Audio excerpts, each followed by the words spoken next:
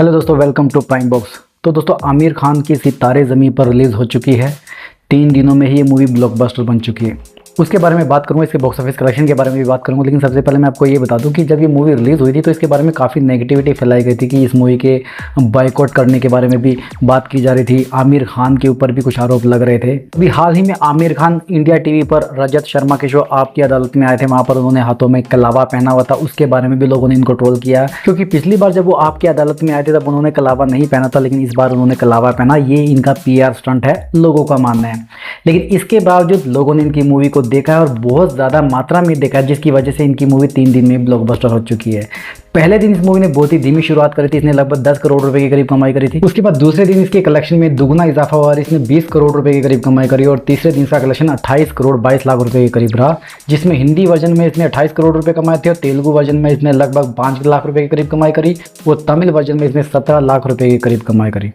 तो इस तरह से इसने 3 दिन में भारत में लगभग 59 करोड़ रुपए के करीब कमाई कर ली है। और वर्ल्ड वाइड इस मूवी ने 3 दिनों में 100 करोड़ रुपए का आंकड़ा क्रॉस कर लिया, क्योंकि इंडिया से बाहर इसने लगभग 31 करोड़ रुपए कमा लिए हैं 3 दिनों में। इस मूवी का जो बजट है वो 90 करोड़ रुपए के करीब था। ये ऑलरेडी अचीव कर चुकी है, तो इसीलिए 3 दिनों में ये मूवी ब्लॉकबस्टर बन चुकी है।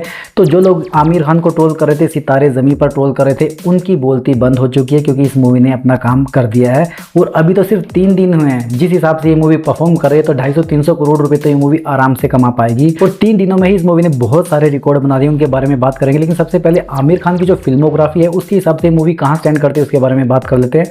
आमिर खान ने पिछले 30-35 सालों में आज तक जितनी मूवीज़ में काम किया, उनमें सबसे ज़्यादा कलेक्शन करने वाली मूवीज़ की लिस्ट में ये टॉप 10 में एंटर हो चुकी है। इसने लाल सिंह चड्ढा, जो कि पिछले साल या उससे पिछले साल रिलीज़ हुई थी, उसने 58 करोड़ रुपए के करीब कमाई करी थी। उसके लाइफ टाइम कलेक्शन को पास करके इसने 59 करोड़ रुपए कमा लिए भारत में।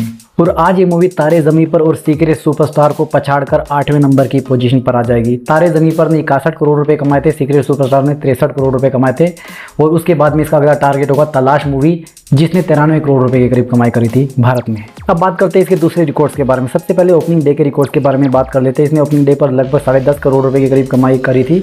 तो 2025 में सबसे ज़्यादा कलेक्शन करने वाली मूवीज़ की बात करें तो उसमें जाट नंबर 5 पर थी। उसने 9.5 करोड़ रुपए कमाए थे। ओपनिंग डे पर इसने 10.5 करोड़ रुपए कमाए, उसको टॉप 5 से बाहर निकाल दिया है।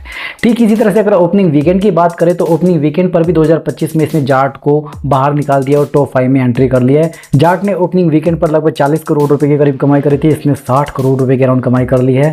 अगर ये 1-1.5 करोड़ रुपए और कमा लेती तो ये चौथे नंबर की पोजीशन पर आ जाती स्काई फोर्स का रिकॉर्ड तोड़ने के बाद में, जिसने 61 करोड़ रुपए कमाए थे। तो लोगों को ये मूवी कितना पसंद आ रही है इसका अंदाजा आप इस बात से लगा सकते हो कि इसकी IMDb रेटिंग 7.4 है।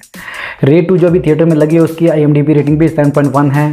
जाट की IMDb रेटिंग 6.9 है। लेकिन IMDb रेटिंग के मामले में एक केसरी चैप्टर 2 को नहीं पछाड़ पाई। उसकी IMDb रेटिंग 8.1 है, जो बहुत ही ज़्यादा एक्स्ट्राऑर्डिनरी है। मतलब उसको वैसे तो कम लोगों ने देखा है, लेकिन जिन्होंने भी देखा है उनको वो मूवी बहुत ही ज़्यादा पसंद आई है। और अभी जब सितारे ज़मीं पर थिएटर में लगी है, इसके साथ में कंपटीशन में काफ़ी ज़्यादा मूवीज़ लगी हुई हैं, जैसे कि रेड 2 लगी हुई है, मिशन इम्पॉसिबल भी लगी हुई है, फाइनल डेस्टिनेशन भी कुछ जगह पर रन हो रही है, भूल चूक माफ जो नेटफ्लिक्स पर अवेलेबल भी हो चुके हैं तो भी अभी उसके थिएटर में काफ़ी ज़्यादा शोज चल रहे हैं।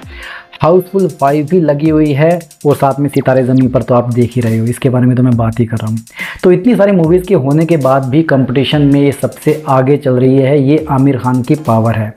अब ये देखना बहुत ही दिलचस्प हो कि मंडे टेस्ट में इस मूवी का क्या रिकॉर्ड रहता है। अब किसी भी मूवी के मंडे टेस्ट में पास होना और फेल होने का गणित क्या है ये भी आपको बता देता हूँ। मंडे टेस्ट में अगर किसी मूवी के संडे के कलेक्शन के मुकाबले 70% से ज़्यादा का डिप आता है तो उस मूवी के फ्लॉप होने के चांसेस काफ़ी ज़्यादा बढ़ जाते हैं। हालांकि सितारे ज़मीं पर ऑलरेडी ब्लॉकबस्टर बन चुकी है, अपना बजट रिकवर कर चुकी है, फिर भी अगर इसके कलेक्शन में 10 करोड़ रुपए से ज़्यादा का डिप आता है तो मतलब ये मूवी फिर स्ट्रगल करने लग जाएगी।